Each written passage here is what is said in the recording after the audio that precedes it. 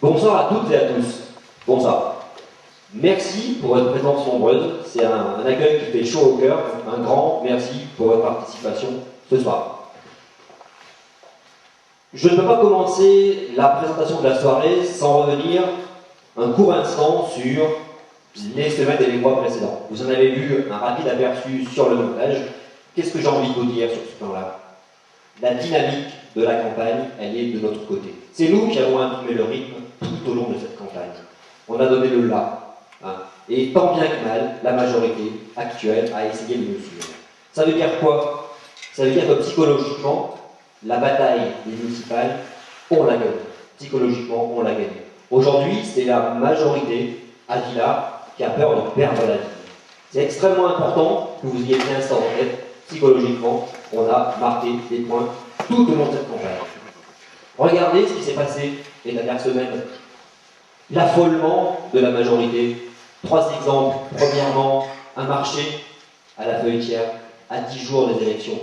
Ça ne remplace pas les commerces qui ont été supprimés sur le quartier. Deuxième exemple, l'inauguration précipitée d'un bâtiment à 3 millions d'euros, la Maison de l'Enfance. Inauguration précipitée, un bâtiment qui n'était pas terminé, et même on a appris une fuite importante, donc un bâtiment pas terminé, y compris sur un campus. Troisième exemple, vous avez vu circuler, les jours passés, un camion dans Villars aux couleurs de la majorité. Ils se font voir effectivement avec ce camion-là. Nous, l'idée de la campagne, ça n'a pas été de se faire voir, ça a été d'aller voir les Villardaires. D'aller voir les Villardaires. Et ça, c'est une approche fondamentalement différente. Alors là, il y a d'un côté, effectivement, une équipe qui est dans la dynamique, on sait où on va, il n'y a pas d'affolement, il y a de la maîtrise, on garde le cap, et on avance à notre rythme. Voilà ce que je voulais dire en propos introductif à mon propos. Alors, concernant la méthode de travail que Villars pour tous a initiée tout au long de ces derniers mois. 2 mots importants à retenir. Évoquer une aventure comme cette campagne en quelques minutes, c'est particulièrement difficile, mais on va y arriver. Avec, au sujet d'une tâche très lourde, quand on connaît le bilan de Paul Sell, qui est le développement durable, l'urbanisme, les déplacements et le logement. Quelques mesures. Tout d'abord, un objectif fort, rendre la ville plus agréable à vivre. Ça veut dire quoi, concrètement? Ça veut dire, par exemple, étendre le parc Jean-Marc. Voici un exemple concret de coopération intercommunale à mener avec Saint-Priant-Jarret, avec Saint-Étienne, parce que l'extension du parc Jean-Marc est une réalité. Dès qu'il fait beau, on voit le parc victime de son succès. On a un terrain de la Doua qui est en attente depuis des années. Nous allons porter ce projet auprès de Saint-Étienne Métropole et de s'assurer que l'extension de ce parc en lien avec le musée d'art moderne puisse devenir une réalité enfin. On a aussi un thème très important qui est protéger les terrains agricoles. On aime notre ville aussi pour son caractère de village, de bourg. C'est dû en partie, justement, parce qu'on a encore des agriculteurs qui au quotidien sont là pour faire de Villars pas une ville tout à fait comme les autres. Il est important de sacraliser ces terres agricoles. On a vu ici ou là des lotissements se créer. Au Grand Charlieu, il y a quelques semaines, les pelleteux sont venus. La zone des Roches, juste à côté d'Alinéa, ne va pas tarder. Il faut qu'on ait la volonté réellement de dire on arrête de consommer de l'espace agricole, et ça veut dire qu'il faut réellement repenser le PLU, le plan local d'urbanisme, qui est le document qui permet de définir les grandes orientations politiques pour les prochaines années, pour les prochaines décennies. Dire qu'on veut reprendre le PLU, la majorité actuelle le dit, ce qu'on dit, Villars pour tous, c'est qu'il faut que les habitants se réapproprient le PLU. Ça veut dire quoi? Ça veut dire que c'est un document barbare, qui est un petit peu compliqué et technique. Il faut réellement qu'on puisse écouter les envies des habitants sur l'urbanisme et sur l'image et l'identité de la commune demain. Par exemple, on sait qu'il est possible de construire un immeuble dans un lotissement. Heureusement, quelques riverains ont eu l'audace d'avoir quelques velléités à se mettre, non pas à dos, mais à faire valoir leur opinion, et la justice leur a donné raison. Donc aujourd'hui, le PLU, il faut vraiment qu'il soit vivant et réapproprié par les habitants. Et enfin, sur cette partie, on peut avoir le souhait d'avoir des espaces publics de qualité et de partout sur la commune, pas uniquement dans le bourg. Prenons par exemple l'exemple au Bois-Monzil, le talus de la voie SNCF. On sait très bien que c'est un terrain qui appartient pour partie à la commune, qui appartient pour partie à RFF. Voilà un exemple concret d'amélioration dans le quotidien de notre cadre de vie. Des espaces publics, pourtant, il en existe déjà à Villars. Vous pouvez nous donner un exemple d'aménagement de qualité, tel que vous le prévoyez? Un autre exemple, la place Gambetta. Aujourd'hui, la place Gambetta telle qu'elle est, c'est un parking, c'est un bout de terrasse pour les commerces, c'est encore un parking, un bout de parvis, c'est 4 arbres, c'est une fontaine. La place Gambetta, c'est le cœur de notre commune, c'est le cœur du bourg. Nous proposons donc de repenser la place Gambetta sans supprimer les stationnements. On sait que c'est une nécessité pour les commerçants du bourg et pour les services. C'est repenser un espace de qualité en apportant de la végétation et que ce ne soit pas un espace isolé. Il faut qu'il soit en lien avec le complexe sportif, avec les jardins de la mairie, ou avec l'espace Bonnier. Cette complémentarité, cette transversalité, c'est comme ça que nous allons aborder les espaces publics de qualité et surtout en écoutant les besoins des Villardaires. Les problèmes de circulation et de stationnement sont quotidiens pour bon nombre d'entre nous. Ça veut dire quoi? Ça veut dire qu'on a un problème notamment de vitesse sur certains axes. Je ne vais pas les énumérer. On l'a fait entre nous, on sait très bien qu'il y a une dizaine de rues, quand je parle de rues, on pourrait presque parler de boulevards ou d'avenues, qui posent problème. Ça veut dire quoi? La solution concrète, c'est penser un plan de circulation. On ne va pas vous le présenter ce soir, ce plan de circulation. La solution miracle, elle n'existe pas, sinon on l'aurait quand même trouvé. Mais on a mis en place des outils, une réelle boîte à idées, avec les habitants qu'on a rencontrés, notamment lors des balades urbaines, justement pour abaisser la vitesse réellement. On ne va pas mettre un panneau zone 30, comme on voit dans Villars, à proximité des écoles. On a des outils qui marchent dans d'autres communes. On a également un problème avec certains carrefours qui sont dangereux, voire pour certains énigmatiques. Là aussi, même principe, en ayant identifié ces carrefours-là, les solutions, elles existent, il ne reste plus qu'à les tester et surtout à écouter les habitants, parce qu'on sait très bien que tous les Villardaires ont une idée très précise sur les solutions à mettre en place pour la circulation. Là aussi, quelques exemples. On voit autour de nous des logements qui vieillissent. Non pas forcément par manque d'entretien des propriétaires, mais tout simplement parce qu'un immeuble, une maison, passé 40 ans, elle vieillit. Avant de construire des centaines de logements dans des quartiers à créer, préoccupons-nous d'abord de l'existant. On sait très bien que ce n'est pas la commune qui va, avec ses fonds propres, aider massivement les propriétaires à rénover leur logement. Quand on parle de rénover leur logement, ça peut être la façade, ça peut être l'isolation thermique, il y a tout un tas de panels d'actions possibles. Mais le rôle d'une commune, c'est bien d'accompagner ses habitants pour trouver des financements. On sait qu'ils existent et qu'ils sont nombreux, mais qu'ils sont parfois un petit peu brouillons et un petit peu flous. Dire qu'on veut accompagner dans la rénovation du logement, ça veut dire qu'on veut accompagner le Villardaire dans la recherche de subventions et qu'il soit justement aidé. Pourquoi seulement un logement locatif? De quel type seront ces logements? Donc là, par exemple, pourquoi 20? Le chiffre n'est pas sorti d'un chapeau. On sait qu'aujourd'hui, pour atteindre le seuil de 20%, qui est le seuil de la loi SRU, qui était voté dans les années 2000, pour avoir un nombre de logements locatifs sur une commune, il nous en manque un peu plus que la moitié. On est en deçà de 10%. On s'est donné comme objectif collectif d'arriver à la fin d'un mandat à la moitié des 10% restants. Ça veut dire qu'on se donne 2 mandats pour atteindre ces 20%. Pourquoi autant de temps? Parce que quand on construit un logement locatif, on ne va pas interdire à un promoteur privé d'investir sur la commune. Donc on se donne le temps d'atteindre cet objectif. Et pour qui? Pour qui? On connaît tous entre nous des personnes, des jeunes qui aimeraient rester sur Villars, mais qui, faute de trouver un logement avec un loyer abordable, quittent la commune pour aller pas forcément très loin.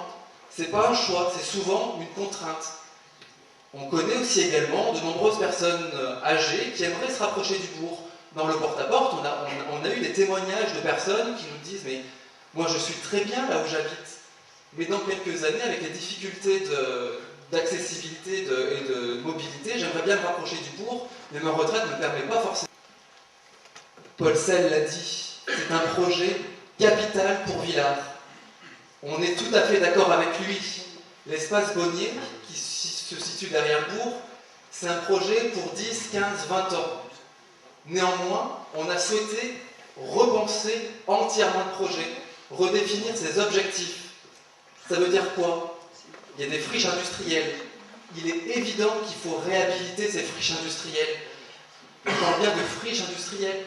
On ne parle pas des entreprises qui emploient à peu près une centaine de personnes qui sont sur cet espace et qui sont aujourd'hui dans le projet de la majorité simplement rayées, dans un temps plus ou moins certain, 10, 15 ans. On parle aussi de construire des logements.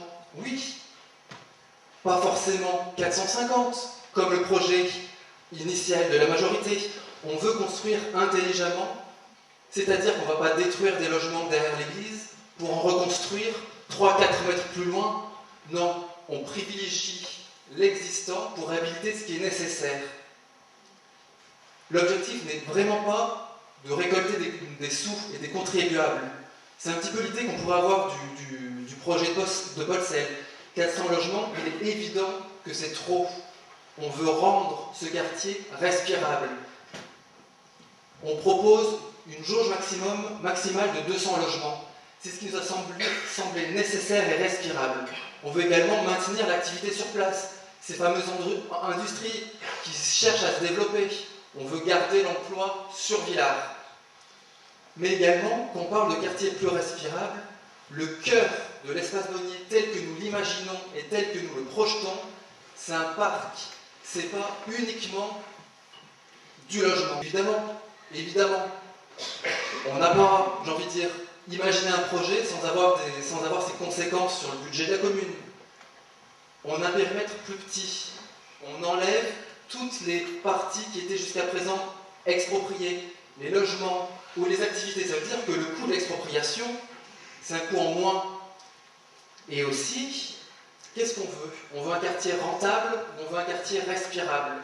On va faire le choix, dans les budgets, d'avoir un quartier respirable, justement, pour que tous les Villardaires et les habitants puissent se sentir bien dans ce quartier.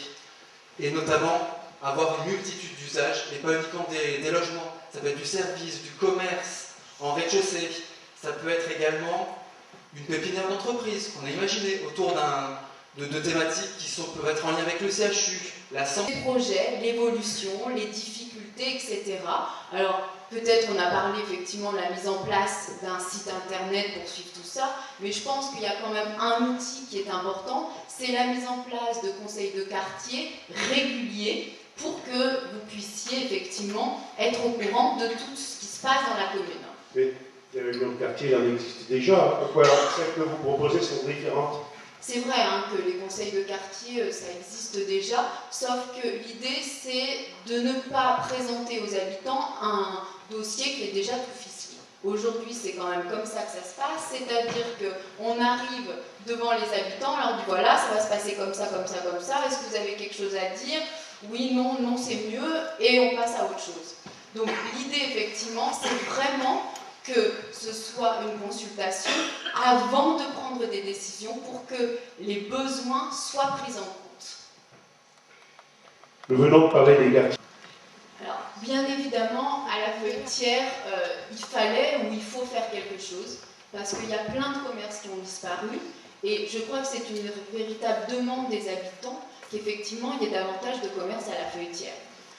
Pour autant, on peut quand même se poser la question, effectivement, de ce marché, puisqu'on ne peut pas considérer qu'un marché vienne remplacer des commerces qui sont là tous les jours. Un marché le mercredi après-midi, ça ne peut pas effectivement remplacer des commerces qui sont là au quotidien. Et puis, vous l'avez dit dans votre question, c'est qu'on a un marché à 10 jours des élections municipales. Je ne sais pas si vous avez lu le Progrès qui titre « Un marché de campagne, 3 petits points électoraux. Je crois qu'on est vraiment au cœur du sujet. On est davantage dans un projet de, enfin même pas, dans une décision de précipitation juste avant les élections que dans un projet de réflexion sur comment réintroduire du commerce de proximité dans des quartiers un peu plus éloignés que le bourg, notamment à la Feuilletière. Donc un marché, oui, c'était une proposition, c'est dans le projet. On avait au départ évoqué effectivement un marché sur un temps de week-end, à un moment où personne ne travaille. Bien évidemment, c'est quelque chose auquel il faudra réfléchir, penser, mais encore une fois, le but n'est pas de prendre des décisions dans la précipitation, mais de prendre le temps de réfléchir et de la concertation. Donc, le mercredi, ça ne me semble pas forcément être la meilleure solution. Améliorer la vie des habitants tout en permettant leur rapprochement. Oui, c'est exact, hein, c'est pour favoriser effectivement le commerce. Encore, c'est ce qu'on appelle le sel. Sel? Je pense à un certain sel, mais je ne pense pas qu'il s'agit du même. Non, je ne crois pas effectivement qu'il s'agisse du même si le sel est un système d'échange local et qu'on voudrait bien échanger Paul Sel par Xavier Valette, je ne crois pas qu'effectivement on parte.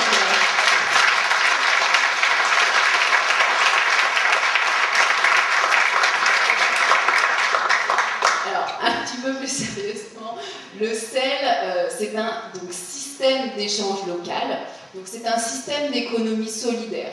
Le principe, c'est qu'on puisse échanger, en toute gratuité bien évidemment, des biens, des services ou encore des savoirs.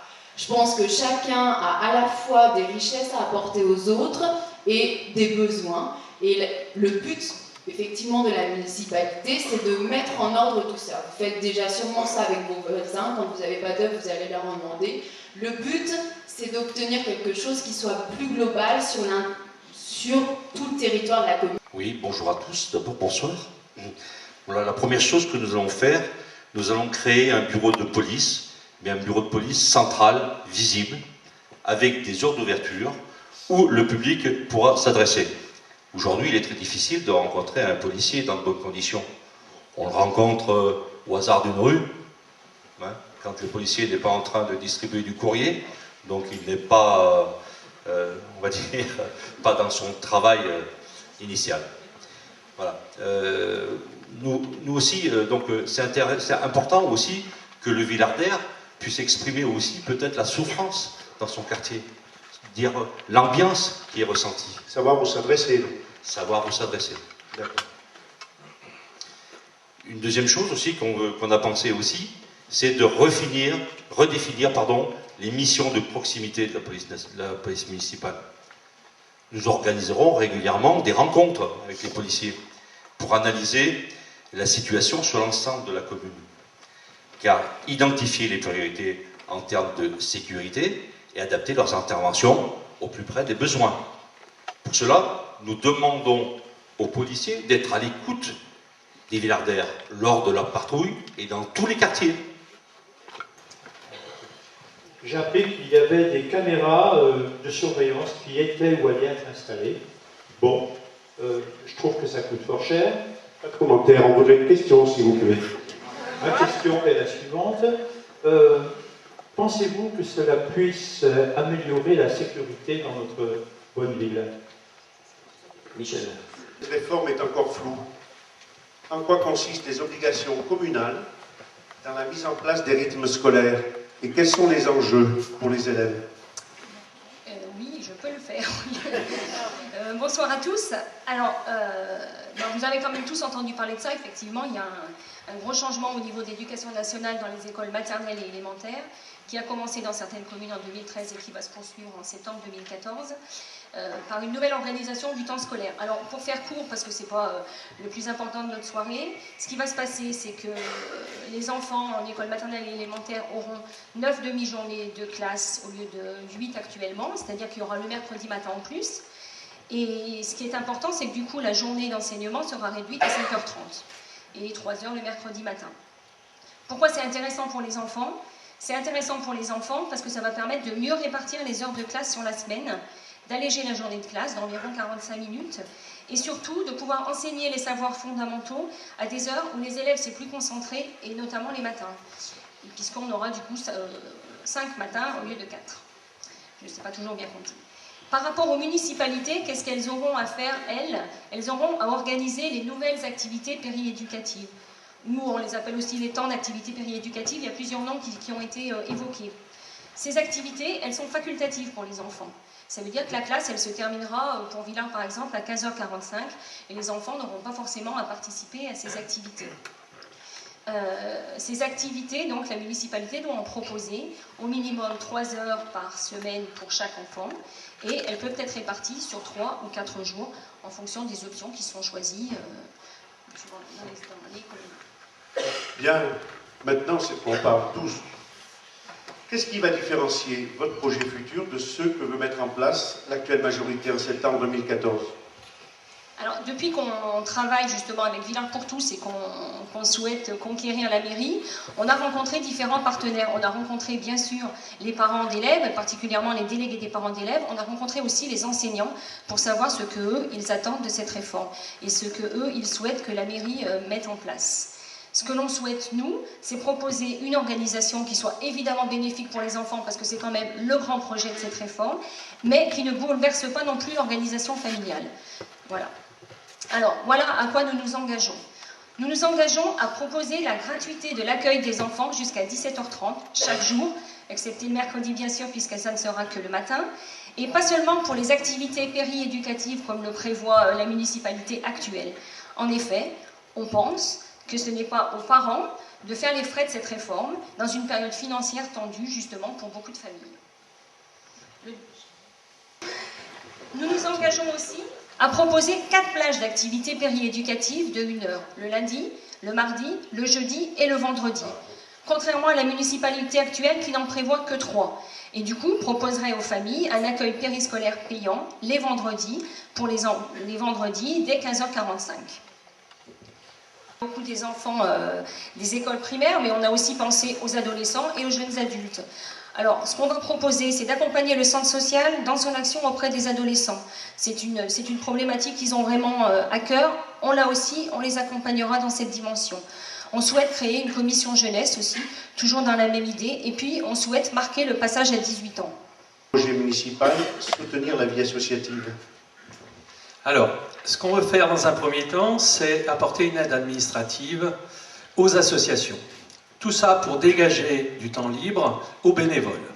Alors, pour ce faire, on va former du personnel municipal qui aidera à obtenir des financements, aidera également à la demande de subventions, parce qu'on s'est aperçu qu'un certain nombre d'associations sportives passaient à côté de subventions, tout simplement faute d'avoir fait les demandes et rempli les documents. Ça, c'est la première chose. Ensuite, en rencontrant les associations, on s'est aperçu que chacun avait du matériel, chacun avait une logistique, chacun avait un frigo, un congélateur, une friteuse. Donc ça, c'est, à notre avis, ils ne s'en servent pas tous en même temps. Par conséquent, nous, ce qu'on voudrait faire, c'est mutualiser les moyens matériels. Avoir une organisation, sur demande, on apporte le matériel qu'il est nécessaire d'avoir et on va le chercher de nouveau. Organiser l'entraide entre les associations. Le projet de la réfection du terrain synthétique, enfin du terrain en herbe a été voté. Nous, ce qu'on se demande, c'est si on doit construire des vestiaires, peut-être faut-il y penser avant de mettre un synthétique. Alors on ne sait pas du tout dans quel état est le projet, on sait qu'il est voté. Donc on va discuter avec les partenaires d'abord de cette question. Ensuite, au niveau des équipements sportifs, évidemment, on va améliorer les équipements. Il y a le mur d'escalade à agrandir, il y a des terrains de tennis à refaire, enfin bon, il y a tout un tas de... Bonsoir à toutes et à tous. Quel est le projet en direction de nos aînés? Donc effectivement, vu qu'on a quand même une population un peu vieillissante, il faut qu'on mette en place de nouvelles politiques d'accompagnement, notamment aider les personnes âgées à préserver leur autonomie.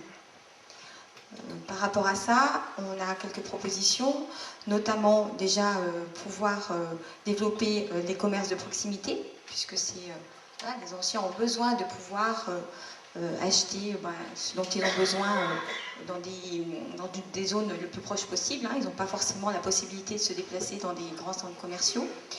Mettre en place aussi tout un service de transport pour que nos personnes âgées puissent aller facilement à la piscine, aller à la médiathèque, aller au marché. Et puis également, en lien avec ce qu'a dit à l'instant Michel Matelin, aussi proposer un pass culture et loisirs pour ces personnes-là. Il y a aussi un petit élément qui a été abordé tout à l'heure par Nicolas, sur aussi éventuellement la construction d'une résidence partagée sur l'espace Bonny. Donc résidence partagée, ce sont des résidences qui accueillent des personnes âgées, mais aussi des jeunes couples, des jeunes familles. Et en fait, le principe, c'est de s'aider mutuellement, comme de mon voisin. Pardon. Voilà, de s'aider mutuellement. D'accord. Dans le projet, il y a aussi, vous avez parlé de maisons médicalisées. En quoi ça consiste? Oui. Alors, c'est vrai que donc, il faut qu'on aide les personnes âgées à préserver leur autonomie, mais aussi on doit les accompagner par rapport à l'entrée dans la dépendance. Et aujourd'hui, donc sur Villars, on a effectivement une maison de retraite, les Marronniers, mais qui est en fait un foyer logement. Donc, arrivé dans ce moment de dépendance, les personnes ne peuvent plus rester sur Villars et sont obligées d'aller sur Saint-Étienne, voire dans d'autres communes qui possèdent une maison médicalisée. Donc notre projet, ça serait effectivement de pouvoir en construire une. Alors là, c'est pareil, ça fait aussi partie du projet de l'espace Bonny. C'est vrai que par rapport à ça, je ne vais pas pouvoir vous donner d'éléments plus complets. Pourquoi? Parce que ce qu'il faut savoir, c'est que c'est un objectif qui a été raté. Raté, oui, effectivement raté par la municipalité actuelle et donc par Pelcel, puisqu'on avait, il y a quelques années, encore la possibilité de pouvoir avoir des subventions. Des subventions notamment du Conseil général à hauteur de 20 voire 40%. Comment? Je ne comprends pas. J'ai bien entendu, vous dites que vous avez la certitude que l'occasion a été laissée passer d'avoir des subventions pour créer une maison médicalisée à Villars? Oui, oui, tout à fait. Ça date de 2009 en fait, avec la loi Bachelot. Donc aujourd'hui, il n'y a plus de subventionnement à cette hauteur pour tout ce qui est maison médicale. Donc c'est pour ça qu'il y a un réel besoin. Nous, on souhaite vraiment le prendre en compte parce qu'on veut pouvoir permettre aux Villardaires de pouvoir rester sur Villars. C'est quelque chose vraiment qu'on veut pouvoir vraiment répondre à cette demande-là. Sauf qu'aujourd'hui, c'est vrai qu'on est dans une situation qui est un peu difficile. Donc, je peux dire qu'on s'engagera à le faire. Ça prendra peut-être un peu de temps. Alors après, à savoir si à l'espace Bonny, on construit justement cette maison médicalisée et la résidence des Marronniers restera un foyer logement, ou est-ce que finalement, au niveau, je dirais, budget, ça sera plus adapté de modifier la maison des Marronniers en maison médicalisée et de nous construire sur Bonny plutôt un foyer logement. Là pour l'instant, voilà, le projet n'est pas finalisé, il nous manque encore quelques éléments, donc on verra. Mais en tout cas, ce que je peux dire, c'est qu'on fera tout pour que nos anciens puissent rester sur Villars. Comment faire pour le CCAS? Alors déjà pour préciser, parce que justement, comme on en entend très peu parler, je ne suis pas certaine que tout le monde déjà sache ce que c'est qu'un CCAS. Donc le CCAS, c'est un centre communal d'action sociale. Donc comme son nom le dit, c'est une structure communale qui est chargée de mettre en place toute l'action sociale sur la commune. Cette action, donc, elle peut porter dans plusieurs champs, que ce soit par rapport à la précarité, que ce soit par rapport à l'enfance ou aussi par rapport aux personnes âgées. Donc son rôle, on dirait premier, c'est d'aider à l'instruction de demandes d'aide sociale qui sont des aides légales, mais c'est aussi donc d'apporter des aides aux familles villardaires. Donc aujourd'hui, il y a très peu de choses qui sont faites. Nous, on souhaite vraiment lui donner une autre dimension. On a quelques petites idées, comme notamment la proposition de microcrédit, ou bien aussi l'aide au sport, à la culture et aux loisirs, parce que c'est vrai on a tous conscience que, notamment chez les enfants, beaucoup d'enfants n'ont pas la chance de pouvoir pratiquer une activité sportive, parce que même si c'est des associations, pour certaines familles nombreuses ou en difficulté, ce sont des prix qui restent encore trop chers. Donc l'idée, c'est d'apporter une petite aide, donc bien sûr en fonction du revenu des familles, mais pour que l'ensemble des enfants, en tout cas à Villardaire, puissent participer et avoir une activité. Bon, bonsoir à tous. Oui, effectivement, le dynamisme d'une ville se mesure aussi à son rayonnement économique. Dans l'élaboration du programme, on a travaillé principalement sur 3 axes. Le premier, c'est l'attractivité. Le deuxième, c'est la promotion des entreprises. Et le troisième, c'est de remettre la mairie, la municipalité en situation d'être un catalyseur d'initiative.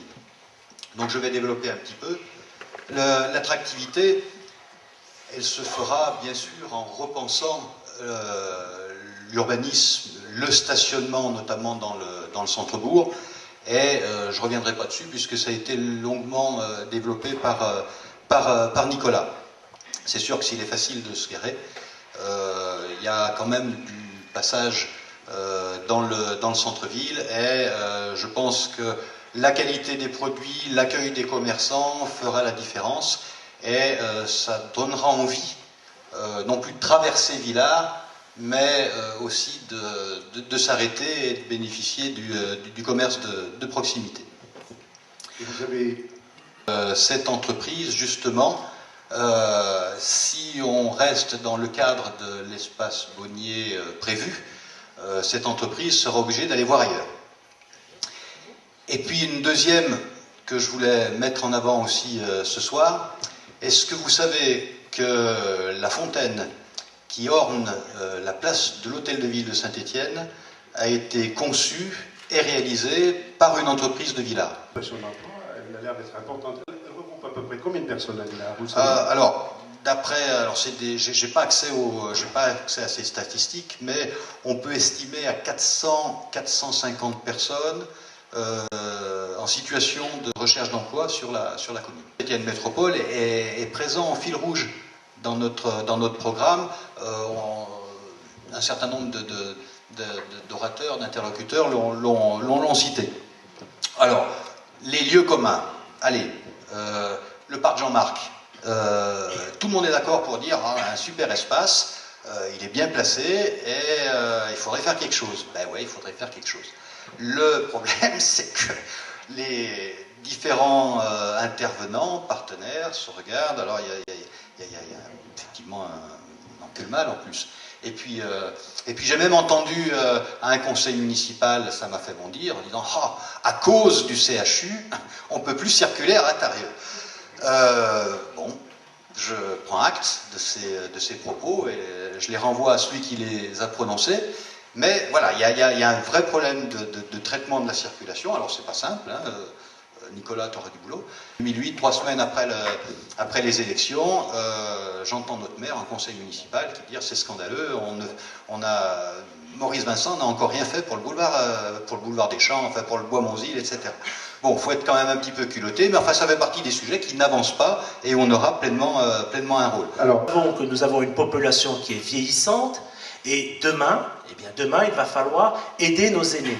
Alors, les aider, c'est tout simplement un point fondamental, c'est que nous avons une loi d'autonomie, premier volet, qui est en train de se discuter au Sénat. Et je fais un clin d'œil à notre député, puisque cette loi, elle est très importante pour l'avenir des personnes âgées. Il y a d'ores et déjà, et c'est annoncé, une enveloppe de 650 millions d'euros qui sera débloquée pour permettre le maintien à domicile et de façon plus générale, maintenir l'autonomie des personnes âgées. Alors, très concrètement, et là je vais regarder très concrètement, vous avez cette loi, elle sera appliquée le 1er janvier 2015. Je regarde pour ne pas dire de bêtises. C'est 650 millions d'euros sont prévues pour de la téléassistance. Donc vous voyez bien que la commune de Villars pourrait organiser un certain nombre de prises en charge pour la téléassistance, les chemins lumineux, etc. Mais pas que. C'est-à-dire que les structures aussi innovantes auront leur place dans ce dispositif. Alors, dernier point, et je cite toujours mes sources. Lorsqu'on va sur collectivité-locale.gouv, il est très intéressant de voir que, alors la conclusion, je peux vous la donner, hein, c'est que l'actuelle équipe vit quasiment en autarcie. Il n'y a quasiment pas de demande de subvention, puisque selon ce site, et les chiffres sont vérifiables, la subvention reçue par Villars est de 2 € par habitant, alors que la moyenne de la strate est de 68 €. Voilà. J'en dirai pas plus, les chiffres sont éloquents. Alors, Mustapha, aucune augmentation d'impôts pour réaliser le projet, comment c'est possible? Alors, c'est une question d'emblée qui est difficile, et c'est pour ça que je vais partir d'un petit peu loin pour démontrer mon propos. La maîtrise de la dépense publique est une condition sine qua non de la maîtrise des impôts.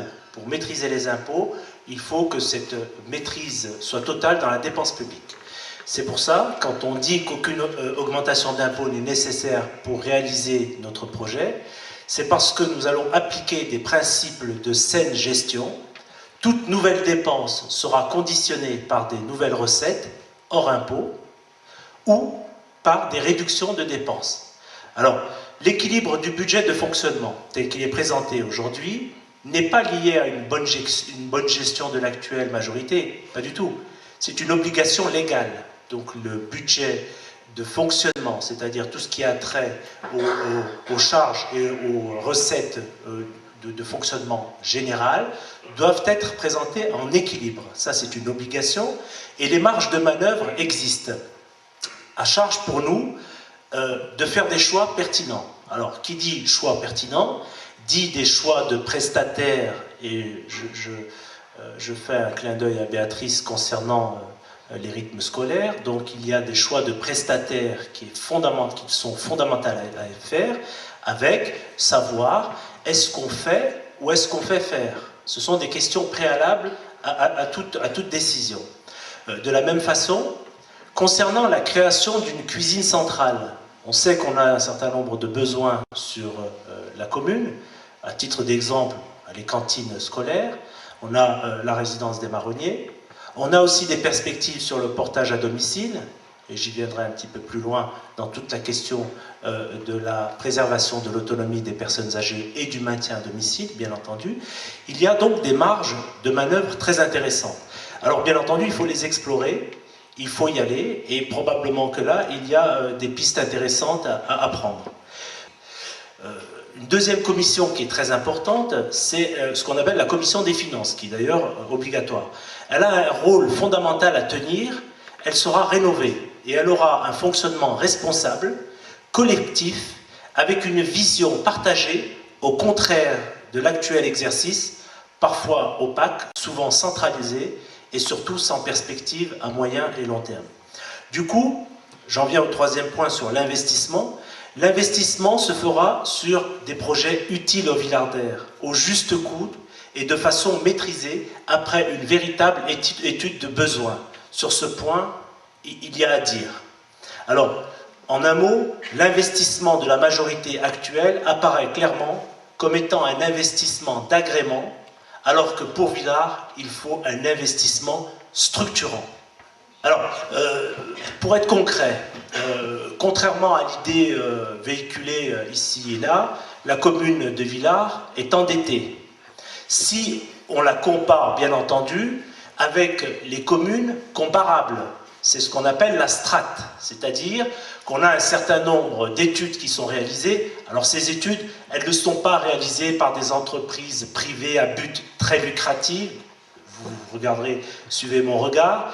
En fait, les meilleures études, ce sont celles qui sont initiées par les comptables publics.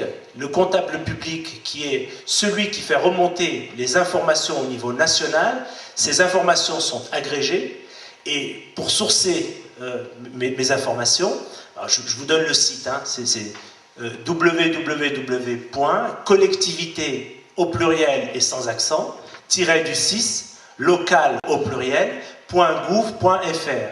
Et là, on va comparer les strates entre elles, c'est-à-dire les communes entre 5 000 et 10 000 habitants, pour ce qui nous concerne, puisqu'on est à 8 000 habitants. On va pouvoir les comparer avec un profil identique. Donc vous voyez bien qu'il y a une différence fondamentale avec le choix stratégique qu'on ferait à se comparer avec les plus mauvais pour montrer qu'on est bon. Non, c'est pas cette actuelle majorité. En fait, on voit très bien qu'il y a eu des investissements au coup par coup, ce qui pose problème pour l'avenir du reste. Le montant de l'investissement, il est important à apprécier, forcément. Mais ce qu'il est encore plus, c'est la destination de cet investissement. Et là, on peut regretter qu'il n'y a pas de vision stratégique ni prospective. Sont sur des trajectoires remarquables. Hein. Il y a des militants syndicaux, on a l'habitude d'aller défendre les dossiers, on a l'habitude d'aller porter des dossiers. Et c'est pas normal que Villars aujourd'hui ne joue pas tout le rôle que la ville devrait jouer. Avec les élus qu'on a en place, on gaspille, on perd des subventions. Ça n'est pas normal que les élus qui soient en place ne mouillent pas plus la chemise pour effectivement aider leur territoire. Et ça, effectivement, on a au sein de l'équipe des gens qui le font quotidiennement dans leur boulot. Hein. On sait le faire et on saura le faire demain si vous nous faites confiance.